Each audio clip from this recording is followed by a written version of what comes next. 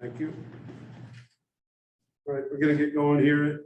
Welcome everybody to this Town of Orono Planning Board meeting this Wednesday, March 16th, 2022. First item on our agenda is a roll call tonight in person. We've got John Beckett, we've got Bob Baer, we've got Judd McIntosh, myself, Phil Ruck, we've got Mike Costello, and remotely we have Dave Thompson, we have Krista Schwinzer, and we have Lisa Buck. Remotely, I think we're only missing one this evening. Next up is acceptance of the agenda. Can I get a motion, please? We're good. Second? Second. Sorry, Lisa, he beat you. It's that remote time lag. So any discussion? I don't think there's any additions, deletions, any discussion? Please, Justin. For the approval of the agenda, Michael Costello, Approved. Dave Thompson,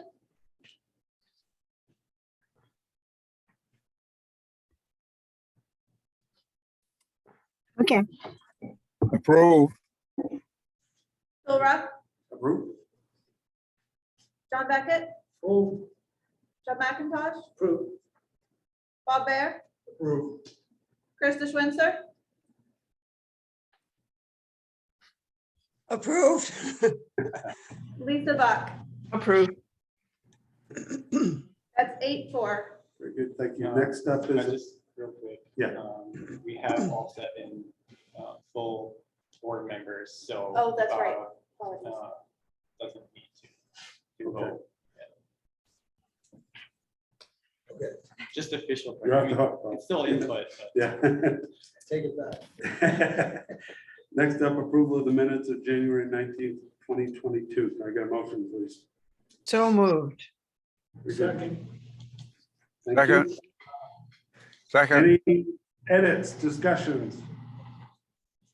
I look briefly, but.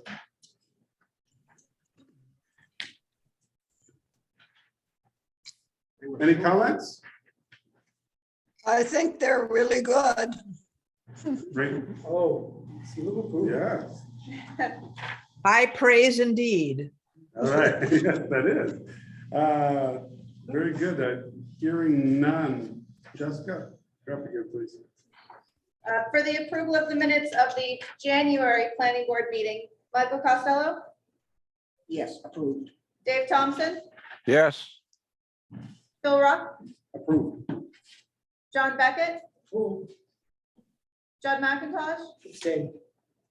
because you weren't there. That's right. Krista Schwinzer, Approved. Lisa Buck. Approve.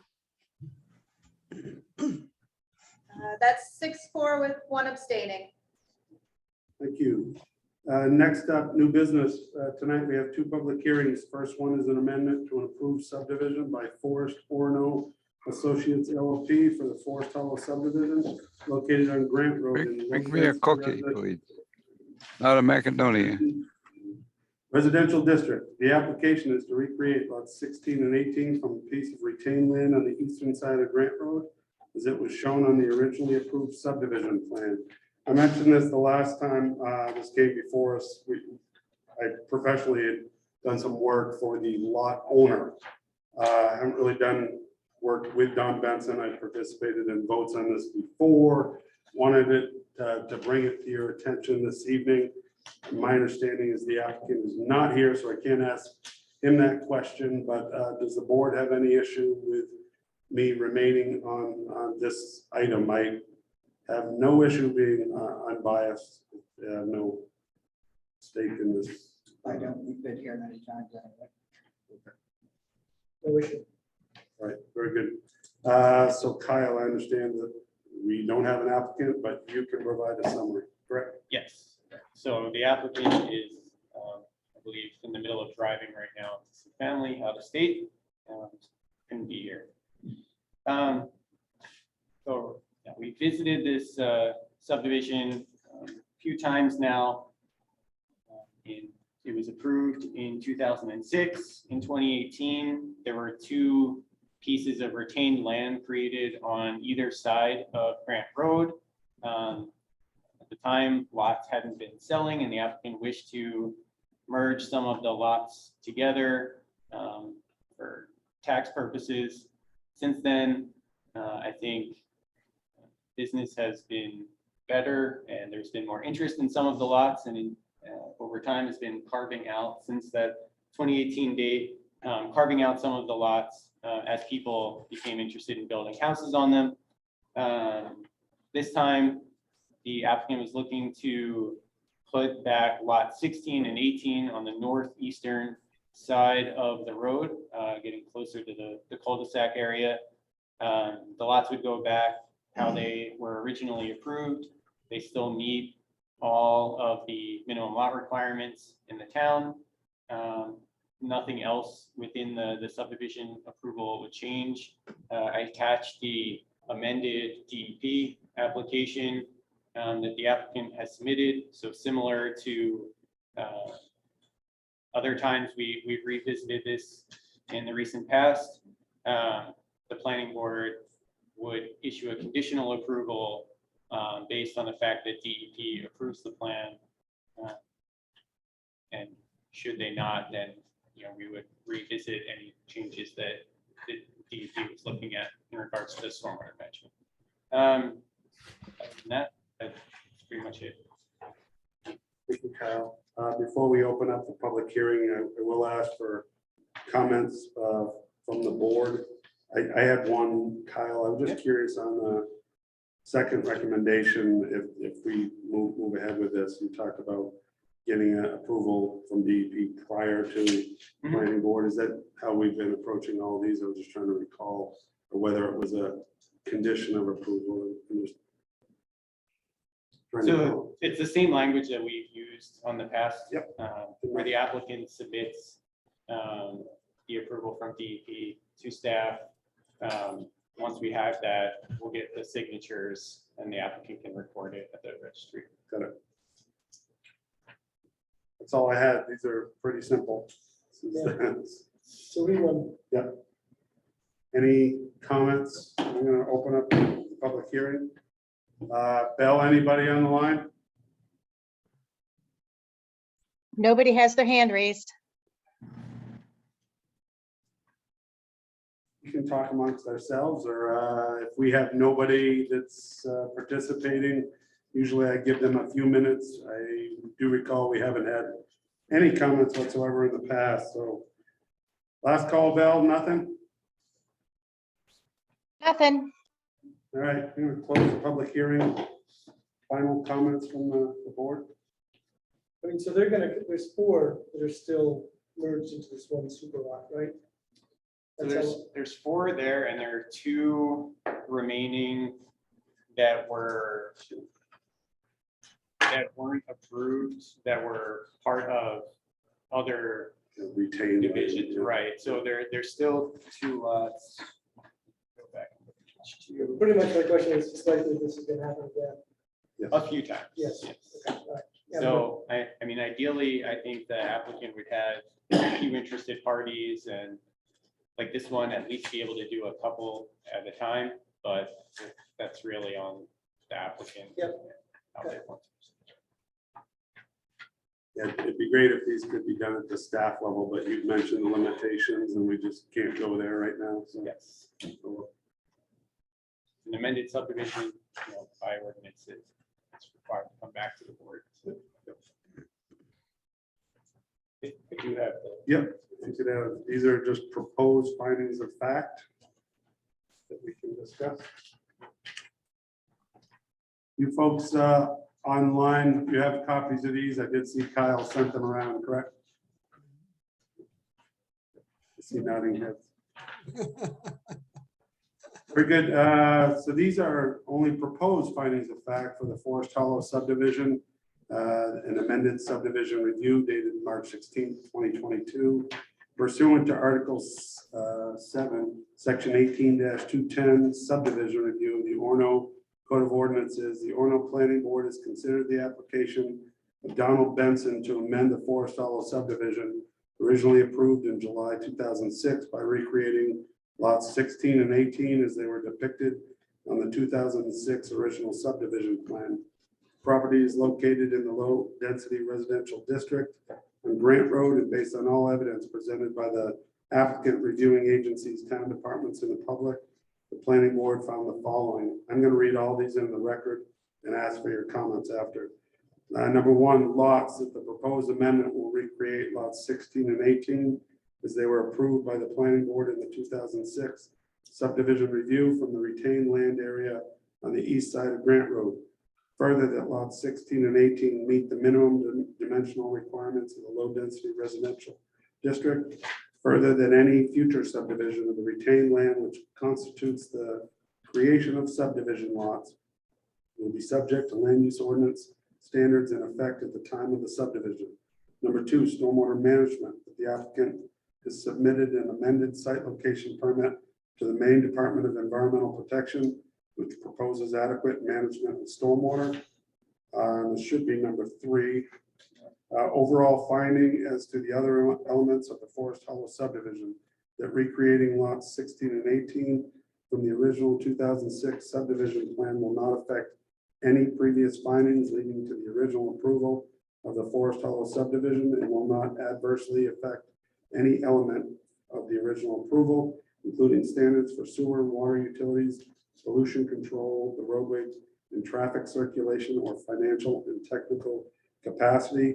Further, that all other findings of the planning board with respect to this development at its meeting of July 19th, 2006 are unchanged and remain in place. Are there any issues with either of those three items?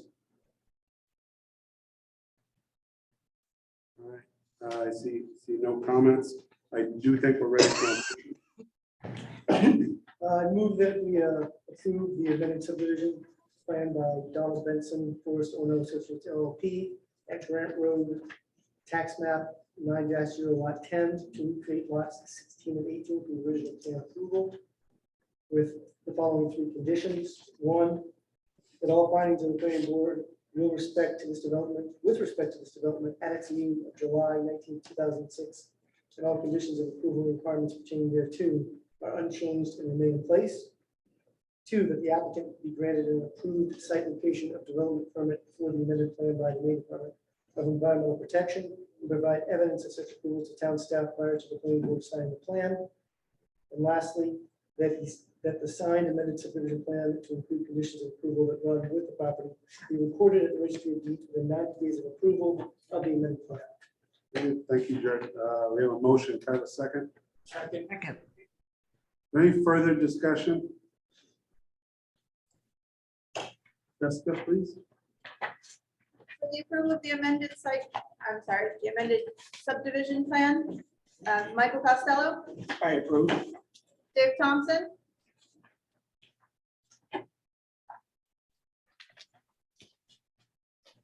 Dave, Approve.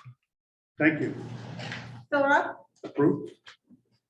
John Beckett, Oh, Doug McIntosh, Approved. Krista Switzer, approve,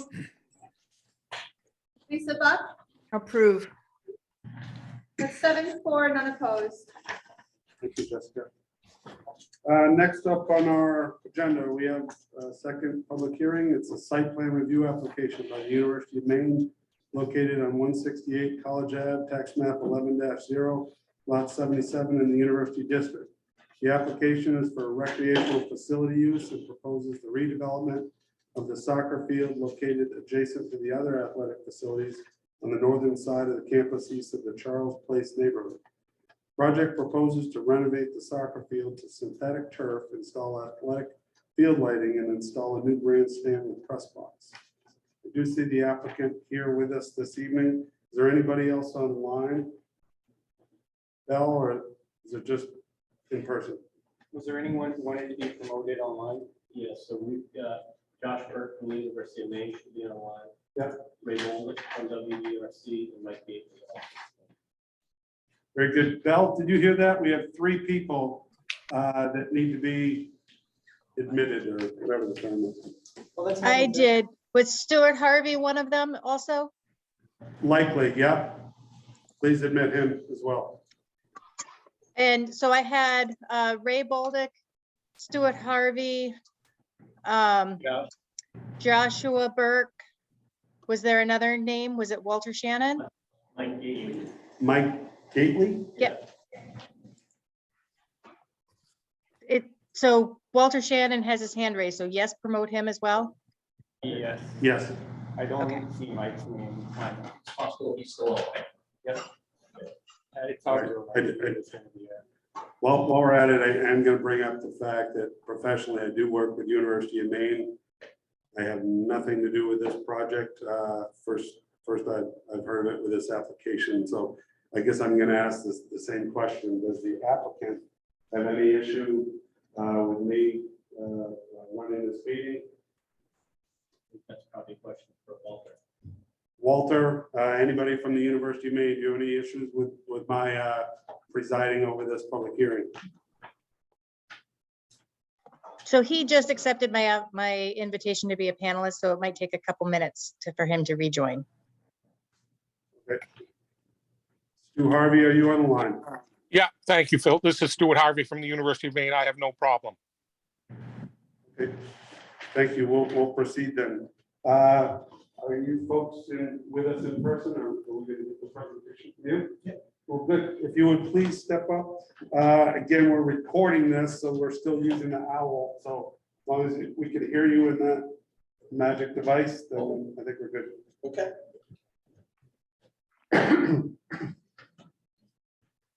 So Bill brought up the presentation, so just let us know when you. To flip it. Yep. Okay. Yeah, I think probably we could go past the first page right now. Obviously, that's self-explanatory. Can we get the next slide, Bill? Yeah, for whatever reason, my computer is not responding to my keypad or my mouse. There we go. Thank you. So thanks, Mr. Chairman, members of the board. Good to see everybody. Good to see everybody in person, right? Yes. So just a brief introduction to the project team. You all have heard the folks who are online from the University of Maine, who's obviously the applicant and our client. I'm Patrick McGuire. I'm a landscape architect from Activitas. We've got offices in Orem and also south of Boston in Dedham. We're landscape architects and civil engineers that specialize in outdoor sports facilities for colleges and universities and professional sports teams. Crawford Architects, sort of similar to us, and they specialize in sports. They're indoor sports folks, and they help out with the press box and the bleachers that we're talking about. And Toby from WBRC will introduce himself, or I can introduce him. I'm Toby Misher from WBRC. We are civil engineers on the project, working with this team. Yeah, and obviously Ray is on the line, and hopefully Mike joins at some point. So the permit. Next slide.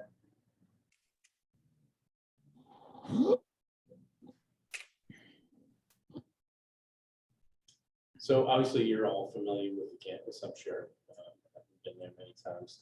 The goal of the project and the reason the project is actually happening is that there, was quite a nice gift from the Alphon family to do a bunch of improvements here.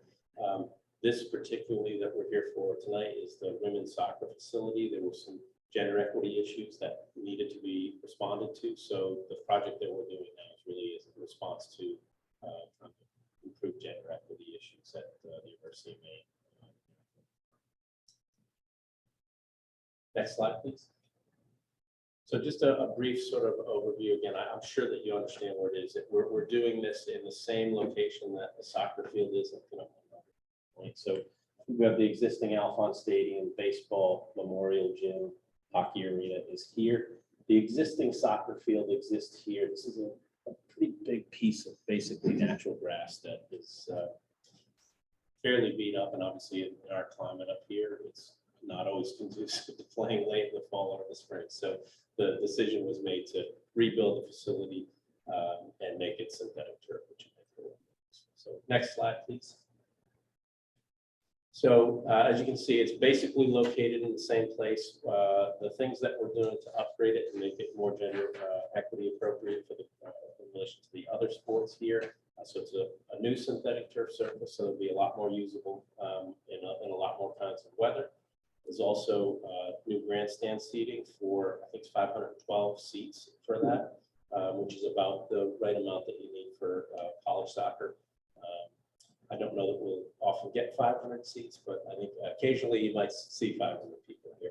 And then across the way, there's new game management and press box and team areas there. So we're basically just modernizing the whole field that's there, sort of replacing it so that it's a Division I college soccer facility, which is what the would serve.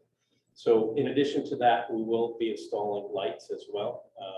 Their new lighting system that we talk about a little bit later in detail if you want to, but there'll be a 6-pole system that exists that surrounds that, is used sort of late in the year when it turns dark. Well, it's dark early in the night, but this will be more use. Yeah, I don't know if you want to add anything. Next slide. Again, so we're going to replace, yeah, go to the next slide, sorry. Next slide, thank you. You're not controlling it here. No, So we're going to replace the existing grass with synthetic turf. The synthetic turf system is really no different than what's in the baseball stadium and no different than what is in the football stadium now. It's got a subsurface drainage system that manages the runoff that's created. It's actually probably be better for storage than the existing compacted natural grass that's there. As I said before, improvements are new team areas to support the athletes and new bleachers to formally accommodate the people who are normally coming here now and sitting in either dilapidated old stands or they're bringing chairs to do that. So it's basically we're accommodating the people who are here anyway. We don't think that this is going to change anything as it relates to traffic coming to New York State. The same people are essentially coming to this facility who will be coming. Dimensions similar to the existing field. Some new plantings and things. I'm also going to review in a second a little bit more about the site plan because it's no longer going to be flat. We're going to use some of the spoils from it instead of trucking them off site, either at cost or having to actually truck them through the neighborhood. We'll keep them on site and use them to create a nicer facility where we'll do informal spectator seating. So if you want to get For the standard criteria that we had to meet, we made a lot of effort to avoid any wetland impacts, and this was done through the elevation of the soccer pitch itself and the grading around it. We were able to successfully avoid all wetland impacts, and the existing use, as Pat said, it's still going to be the same. It's still a soccer field. It's still going to be the same people that are going to it, So the reason why we're here is because we are approximately 450 feet to the nearest abutter. And so we're within that 500-foot zone. So we need to bring it to planning board for approval. And this project is not closer to 100 feet to the property line. So we're not within any setback dimensions. Next slide. So this is just sort of a detailed blow up. I'm sure you had the plans to look at before, but basically what we're going to do is we're going to take the soil that's in the footprint of the field itself. We've got to actually remove that. So organic soils don't work very well underneath synthetic turf. So we're going to use those spoils to actually create berms that will lift up the press box. So it won't have to be elevated. It will be elevated, but it will be elevated on earth. And then the same with the bleachers as well. Sorry, that's a touch. I know. Even if you don't touch it. Yeah.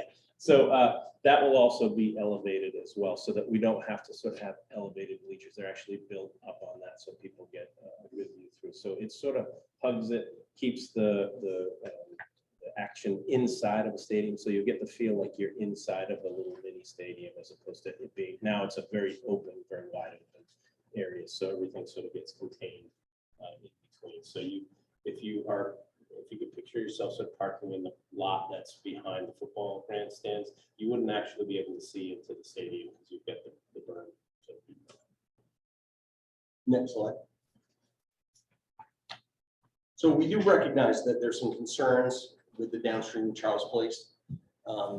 One of the nice things about going to the synthetic turf is that it's built up with crushed stone and then the turf on top of it. So it gives you an actual ponding area for the stormwater. And then what happens is it filters down through, it gets into the underdrains, and the underdrain collects them. It actually discharges at a further point away from where Charles Place is. And one of the things that does is that gives a little bit of detention, a little bit of staggering that arrival time. So that way Any stormwater that is already there can get out of the way, and then the stormwater can come. So what we found when we did the HydroCAD model was that there wasn't an increase in peak flow runoff, and we didn't see any change in the elevation of the water within the wetland area. It should be the same as what it is presently. Next slide. Next slide. And this is a photometric. I know that it's hard to see, but it basically is just to describe that the lighting system that will go around the field, it's a 6-pole system. There are LED fixtures that are cut off, so there's not a lot of light going up into the sky. And obviously, electricity is expensive, and we're trying to be as efficient with it as we can. So we want to put the light on the field and not out in the woods, and certainly not to the neighbors. But what this shows is that while the field itself is lit to 75-foot candles, by the time you get essentially to here, which is well away from any of the properties, we're down to 0. And just off here, it goes from 75 down significantly to like 3, 4, 5. We're going to show you an image of a similar facility. So there'll be no impacts to the neighbors at all. There'll be very little impact to any of the other facilities within the university campus. And I think it's important to understand too, when you see the model that's done, it's actually very conservative because it does not take into account the fact that there are trees there and that there's topography there. It assumes that it is a flat reflective surface. So it's worst case scenario. So the worst case scenario, you're well below, you're at 0 well before you get to any of the neighbors' property. So they should not be impacted by that at all. And this is just a Next an slide. image. Next slide, please. This is an image from a project that we did at Boston College. And there are residences that in the daytime, you could actually see the residence that's there next to this facility. So it's obviously a pretty significant concern. But if you look, you see how little light is going into the sky. And if you look at the folks who are sitting here, you see that their backs are dark. Right? So if you were 10 or 15 feet off the surface on a night where there was no moon and it was very, very dark, you would not be able to read a newspaper. It's that dark. So the technology that we're going to use in this is actually an improvement on this, which was built about 15 years ago. So as good as that is, we're actually going to be better. So lighting impact should not be an issue for any of the neighbors, and it shouldn't be an issue for any of the sort of the logical stuff that takes place next. Thank you. Great, thanks. Yeah. If you just hold for a minute, Kyle, do you have anything to add? Kyle usually provides a nice summary just for the board. I know there was significant discussion about stormwater. Do you have anything to add to what we just listened to? Yeah, so I'll add just a little bit. Obviously, with the history of drainage issues in the Charles Street neighborhood, leading into the project, that was a kind of a big area of focus for the town and staff to make sure that the project wasn't going to, create any additional impacts there. Mandy Oliver, the town engineer, submitted comments that was part of the application. Overall, that letter from Mandy indicated that the project met all requirements really of the ordinance and DEP regulations and didn't really find too many issues. She had a couple follow-up questions in terms of wondering about the volume of stormwater, not just the peak rate discharge, which the initial application talked about, what effect that could have, and any additional, I think, ponding in the wetland.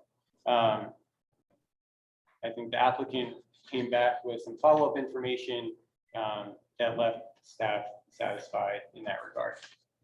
So from the perspective of this project creating additional impacts on the Charles Street neighborhood, it was pretty clear to staff that it met all of our stormwater requirements. This project wasn't going to make anything there worse than what was currently there.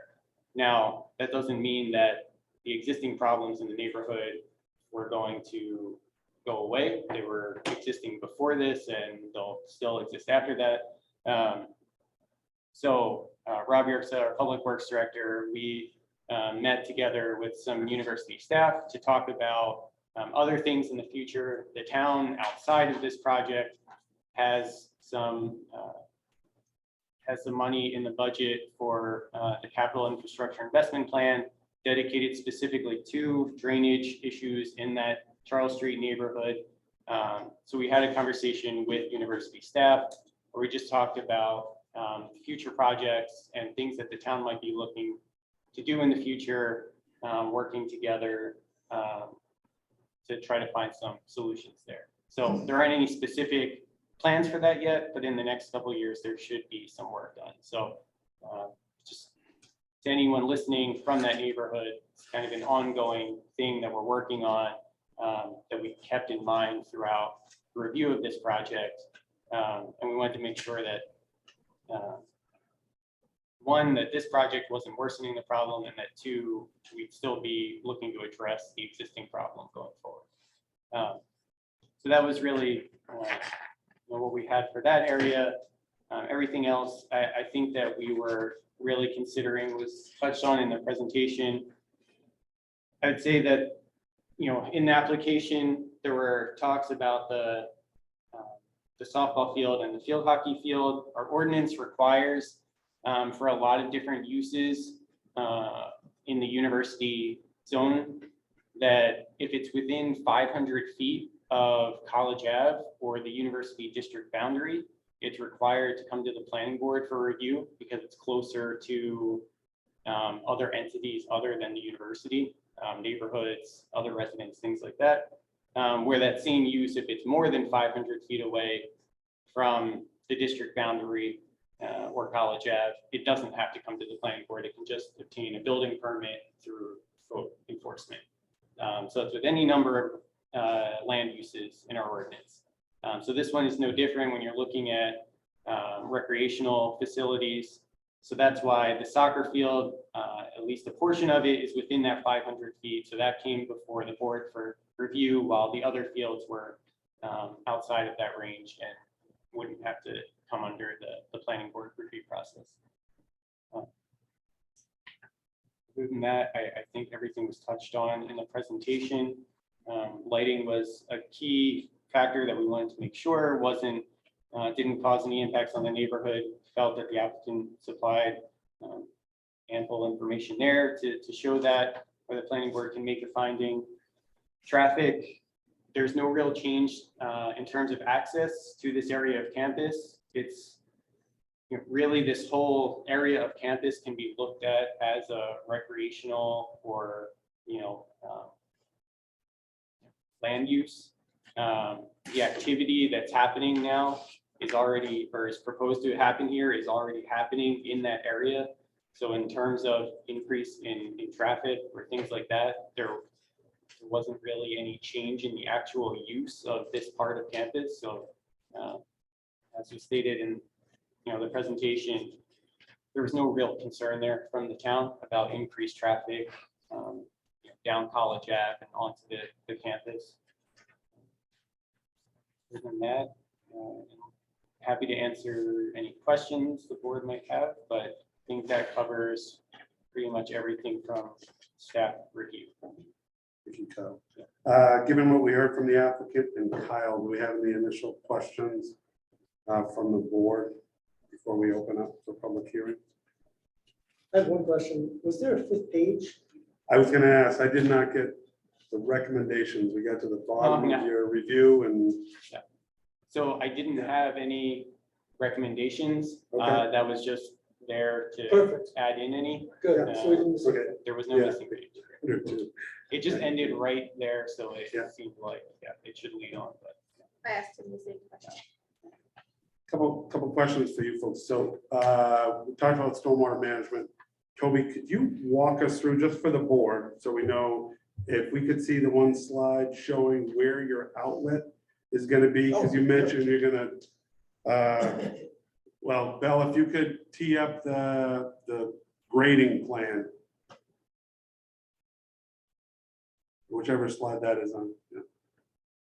Yeah, just want you to show the relation to Charles Street, please, Toby, and where I think the flow so- was directed and so- where it's gonna. So currently the way that it is, all the stormwater just sheets off radially. And half the site comes down here and enters the swale that goes into this wetland area, and Charles Place is down here. Yeah. And so this is the closest point. Now what's gonna happen is with this synthetic turf, stormwater is gonna actually infiltrate down in, get into the piping system. It's gonna go all through underneath, and it's gonna outlet up here. And So there's a that's the drainage stagger you were talking about. that's up here. That's that stagger you were talking about. Yes. Yep. And I think the idea was to have it go to the eastern portion of the wetland above the field rather than the Yes. western portion, which is, I think, part of what Mandy's concern was putting more water into the western part of the wetland closer to the neighborhood and having any extra water in the wetlands kind of affect that neighborhood, but putting it east would kind of keep it away. How much are you gonna build up the site? It's hard to read on our plan set. The numbers are really small. My eyes are worse than they were. I mean, I could see the side slopes. I was Yeah, so- guessing 4 feet or so. So the Yeah. berms themselves, I think they're 8 or 9 feet at Okay. the top. So basically, if Yeah. you can imagine, it's flat now, right? So if you come out of the track is here, if you're walking behind the visitors bleachers, and you sort of rise up to get to the top. So the press box is elevated above about, I think it's 7 or 8 feet. And then there's little walls here, so you actually walk back, the players walk back down to get to the field there. So it's about that, there's a 1, 2, 3, 4, 5, 6.5 feet. It's, it's 122 at the top and Yeah. 116 on the field. Yeah, so 6.5 feet, something like that. And then it's about the same on the bleacher side. And then the elevation of the field, I think it goes up a foot or 2 from what it was. I do have to admit, my daughter played high school soccer on that field, and I know it pretty well. Orono High School might be better than that field right now, but yeah, it's interesting. So I was thinking, you talked about, I saw on the plane, a removing fence. So right now at the edge of the field, is there another fence? I'm just thinking, because I saw the riprap side Yeah. slope and it's going down, and I was just imagining players running across the pitch and getting to that edge. I Yeah, was so just curious. behind, on the ends here, there's basically high netting to keep balls from That's right, traveling yeah. out, from going into the, to keep most of them from going into the wetlands. But then there's sort of a low fence that goes around. I was just thinking that I saw the side slope. I Yeah, couldn't see the yeah. fencing. So a player, if they go off the end, is gonna hit. Good. something. Just And curious. I played college soccer there many years ago, and it was not one of the better days I ever had. So, and I can tell you the field wasn't even cheap.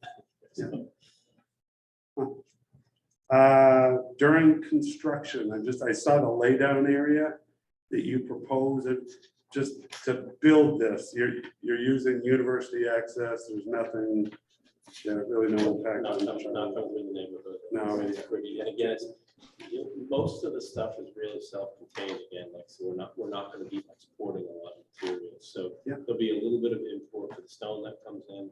It'll be only a couple of days worth of trucks that come in for that, and then everything else is pretty. What's the timeline? So that's gonna get built this summer. That's all I had. Any further questions, people online? Any questions? Oh, All right, I'm gonna open up the public hearing. Belle, are there any hands raised? There are no hands raised. No one in attendance. All right, we didn't get any Oh, we did emails, have- correspondence. We do have one email. Yeah. You want to read it? You want me to? Read it, unless you really want to. You're up. So we did have one public comment from a resident on Charles Street, Douglas Allen. The topic of the comment was around the drainage problems. I'll just read the email. I retired in 2020 after 47 very good years as a professor at the University of Maine. My wife and I have lived in our home at 6 Charles Street in Orono since 1981. Because of its location, houses on Charles Street have had severe problems with water drainage, especially basement flooding. A number of years ago, Charles Street was repaved, and this exacerbated the problem. The directional flow of water from the road was altered, negating previous drainage patterns. In my situation at 6 Charles Street, I spent over $10,000, and this has taken care of the severe damage problems in recent years. Many of my Charles Street neighbors have not been so fortunate, and they continue to struggle with water drainage and damage problems. Recently, residents of Charles Street received a notice of the planned reworking and expansion of athletic facilities at the nearby University of Maine. First 3 projects involve women's athletic fields. The soccer field will come within yards of one end of Charles Street. I support the upgrading of the athletic fields and the major construction of new facilities. However, I'm also concerned about negative water drainage consequences to houses on Charles Street, including the first stage of work in the coming months. Therefore, it is important that as officials approve work on University of Maine athletic facilities, they also make sure that the facilities will take care of new water drainage issues so that community neighbors do not suffer the consequences.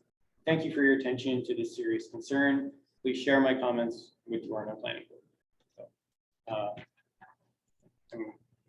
A lot of those meetings that we had talked about had taken place before this, because that was, it aligned with our thoughts as well. Making sure those impacts weren't there. It is pretty wet back there. It is encouraging because it sounds like the discussions with the town just to improve that and the capital improvement grants preceded this application. So clearly there was already an issue there.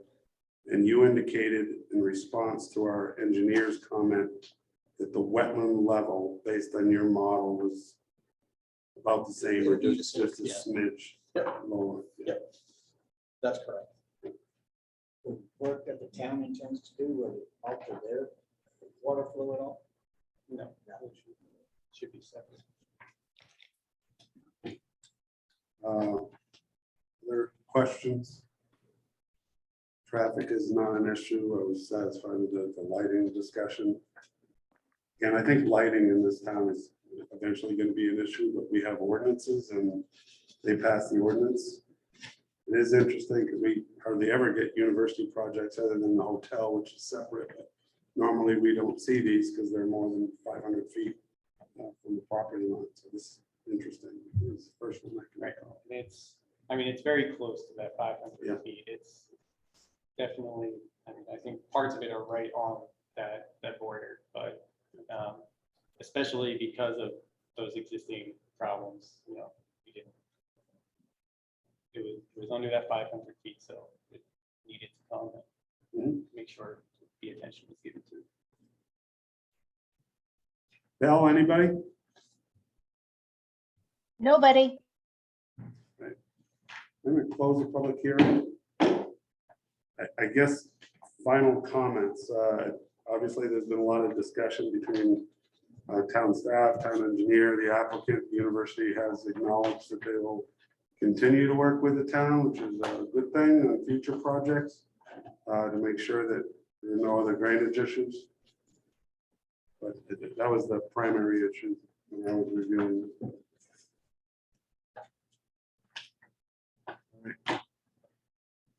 Thank you, gentlemen. I think we're ready for proposed findings of fact.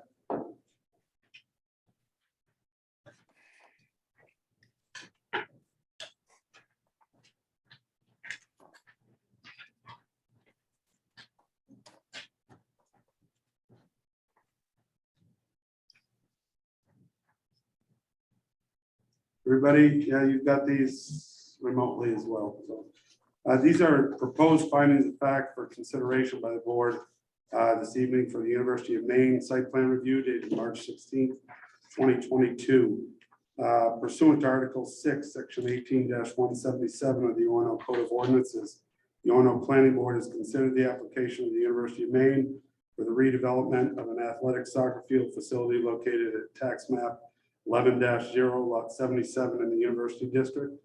Based on all evidence presented by the applicant, reviewing agencies, town departments, and the public found the following.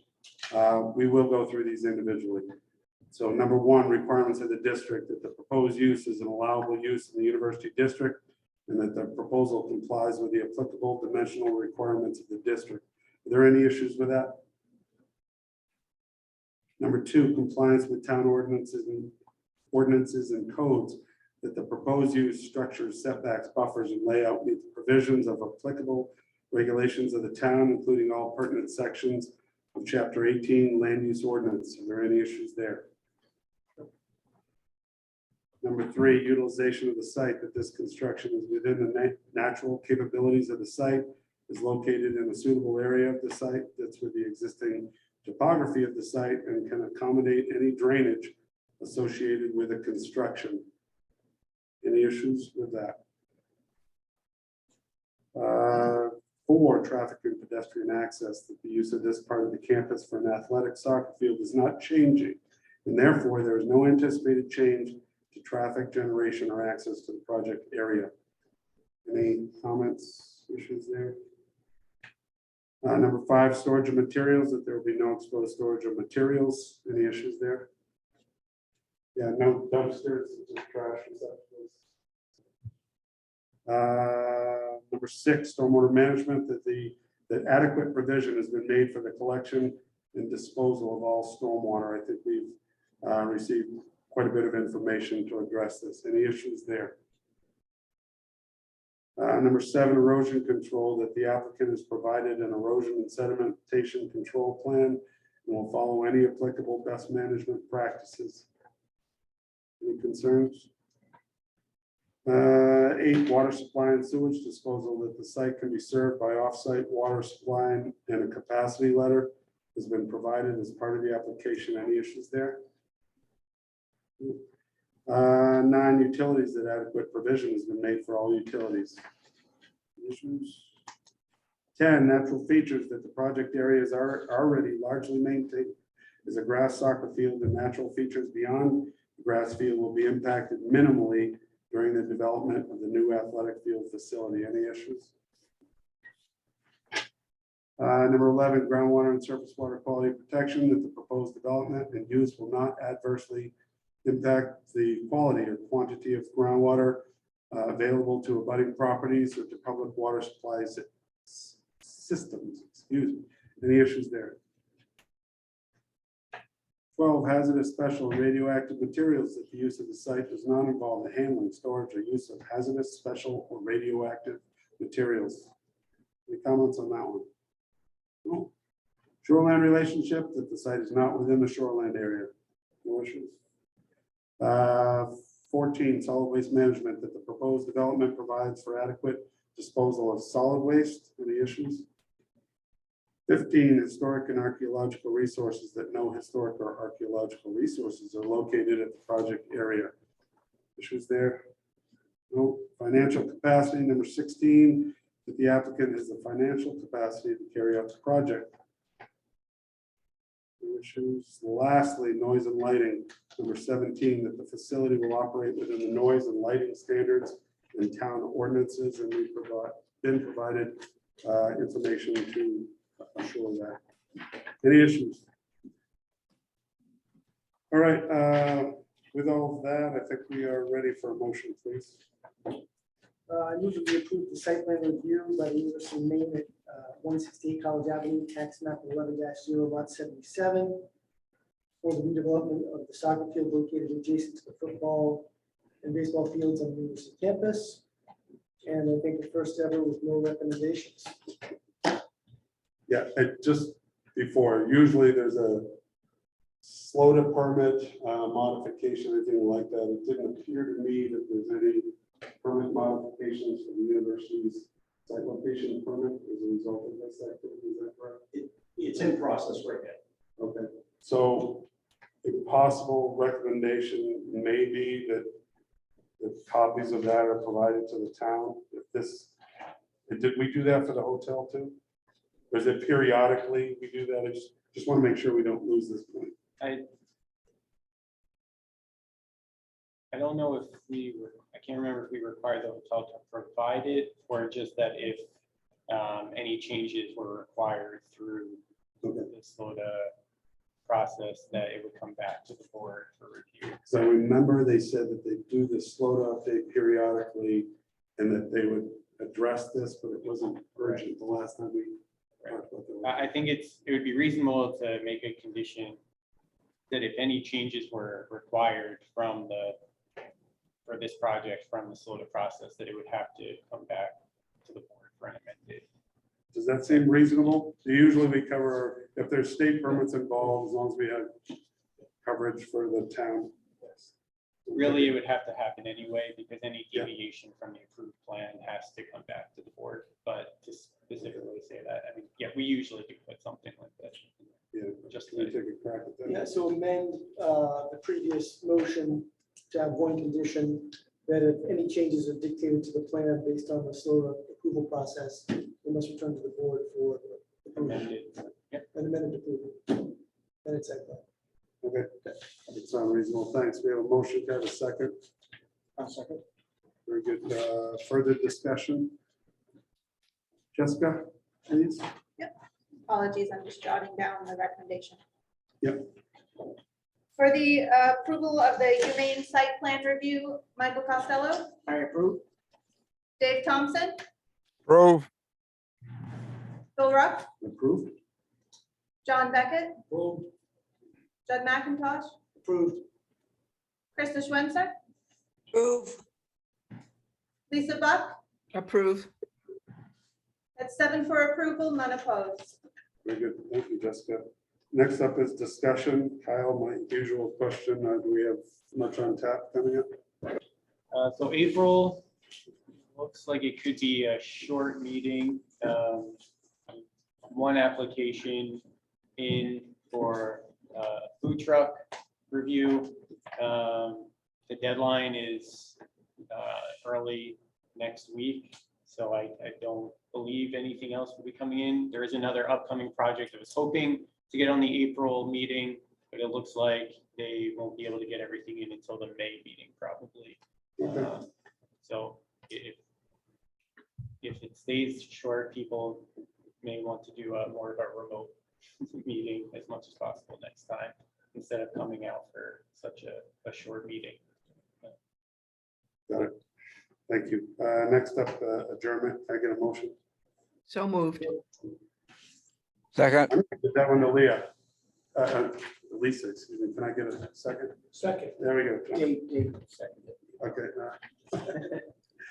All right, further discussion last time. All right, for adjournment of the March planning board meeting, Michael Costello, Approved. Dave Thompson, approve, Phil Ruff, Approved? John Beckett, Approved. Judd McIntosh, Approved. Krista Switzer, Approved. Lisa Buck. Approve.